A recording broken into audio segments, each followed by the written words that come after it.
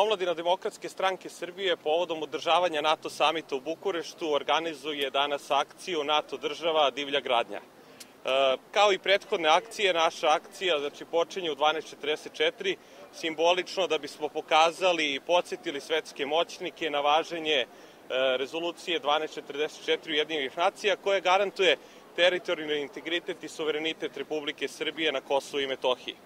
Cilj naše akcije je da podsjetimo na posetu vođe NATO pakta, američkog predsjednika Georgea Busha, njegovu posetu američkoj bazi Bondsteel, glavnom gradu NATO države.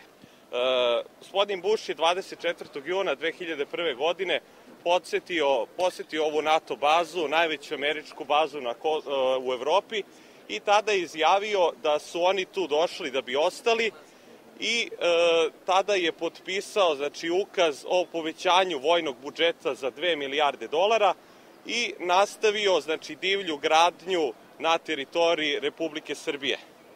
Kao što vi verovatno znate, gradnja američke baze koštala 450 miliona evra, ona je trajala nekoliko meseci, 10.000 radnika je gradilo 24 sata i ta baza je temelj prve NATO države u svetu.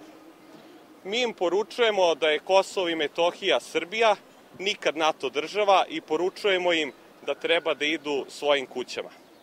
Demokratska stranka Srbije i u ovoj kampanji želi da ide u koaliciju sa narodom, sa građanima Srbije, a ne sa NATO paktom, i sa ovog mesta i do 11. maja i posle 11. maja ćemo jasno i glasno govoriti da Srbija treba da ostane neutralna država u odnosu na sve postojeće vojne saveze u svetu, da Srbija kao država može da se razvija samo u miru i stabilnosti, i kao Demokratska stranka Srbije nećemo dozvoliti da nijedan mlad čovek iz naše zemlje gine za tuđe interese u Avganistanu, Iraku i na drugim ratištima širom sveta, jer to samo želi da pokaže da se ratuje za američke interese, a ne da se ratuje za mir, demokratiju, kako oni žele da predstave, i jasno ćemo sa ovog mesta poručiti da će Srbija ostati vojno neutralna i da će Demokratska stranka Srbije istrajati na tome da nikada ne postanemo deo NATO pakta, istog onog pakta koji je 1999. godine, 78 dana,